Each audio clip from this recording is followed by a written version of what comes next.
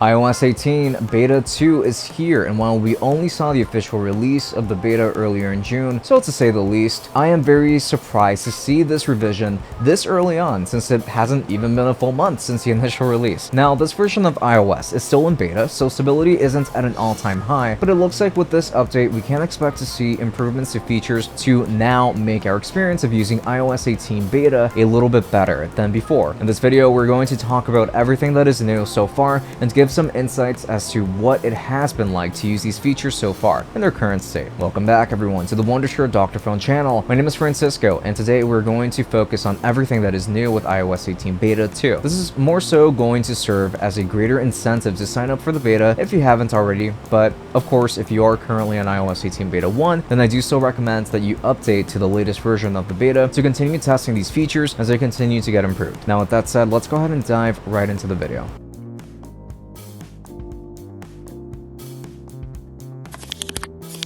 So here is everything that is new. iOS 18 Beta 2 has introduced several new features and improvements building on the updates from the first beta. Here are some of the highlights. iPhone mirroring. This feature allows users to mirror their iPhone screen to other devices, enhancing the connectivity options for presentations and media sharing. So as of now, you can only mirror to Macs at the moment with this feature, although mirroring still exists for Apple TV 4K and AirPlay compatible smart TVs. However, specific to iOS 18 Beta is the ability to mirror to a Mac running on macOS Sequoia Beta 2. Now this is when I'm going to say that I do wish that we could also mirror onto an iPad, even if I do kind of understand why that's not the case right now, as iPadOS is still very similar to iOS, which could defeat the purpose for some, but it would allow me to take advantage of that feature as someone who doesn't like using a Mac at all. When it comes to my work on the go, I tend to work on an iPad Pro, and if I am home, then I will work on my Windows PC instead. So I can't really take advantage of that feature, unfortunately, but I do think that most people that use an iPhone also have a Mac anyway, so this shouldn't really be an issue for the majority of users. SharePlay upgrades. SharePlay now includes enhanced screen sharing capabilities, making it easier to share experiences with others during FaceTime calls. This more so involves being able to remotely take control of someone else's device, which is a cool, neat feature. I think this will be very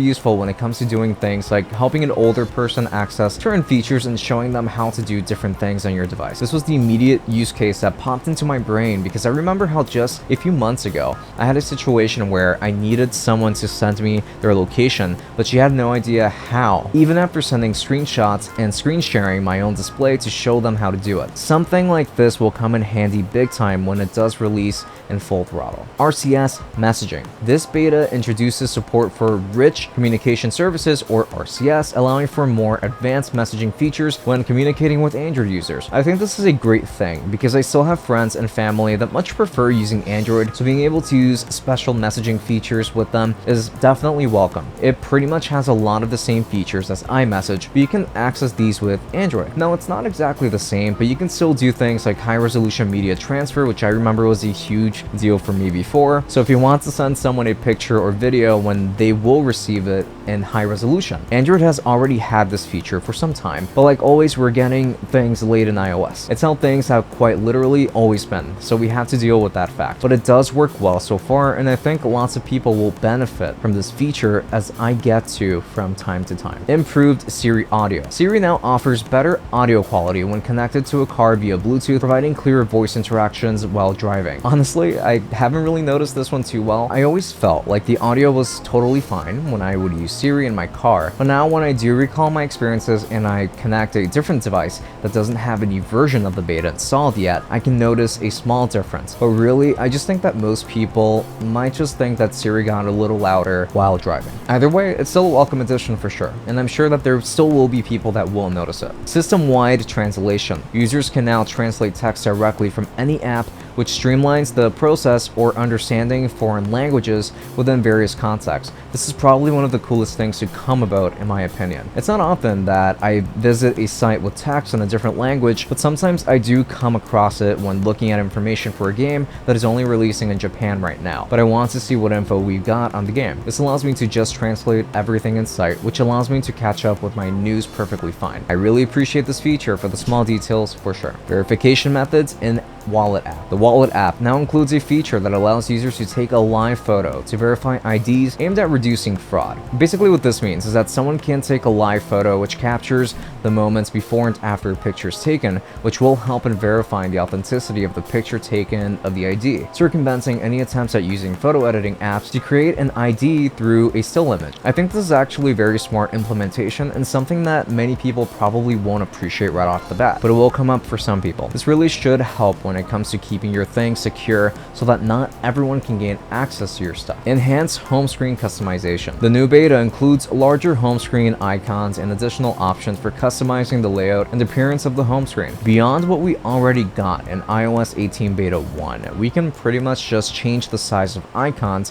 which I would argue is probably more of an accessibility feature than it is meant to be aesthetic. You can even hide the app names from the home screen if you prefer to have a cleaner look to your setup, but the same color, widgets, and tinting features remain as they are for now since we got them with the original version of iOS 18 Beta. Podcast app update. The podcast app now shows chapter segments while scrubbing through episodes, making it easier to navigate content. Now, I'm sure that lots of other people will find this very useful, but I'm probably known in my own circle of friends for not being a podcast enjoyer at all, so I didn't stick around for any podcasts. But I did notice this feature embedded on here, and it kind of behaves like how YouTube chapters do, which I'm used to at this point. So this is pretty cool improvements overall for actual podcasts that do support it. I checked out a few initially, but they weren't available for them quite yet, which tells me that they will only work for those that did decide to implement them onto their episodes. Journaling suggestions in landscape mode. The journaling app now supports landscape mode and includes new suggestions to encourage users to reflect on their thoughts. This is actually pretty cool for people who do journal on their iPhone, and I can see how this would be cool, but I haven't journaled in so long myself, so I didn't really get much utility from it, but these features do work, and they are available, because I'm sure lots of people still will take advantage of them. Game mode. This mode minimizes background activity to maintain high frame rates and responsive connections for gaming, especially when using AirPods and wireless game controllers. Granted, this will be useful for some games, definitely not with all, and will be mostly noticeable with high-end games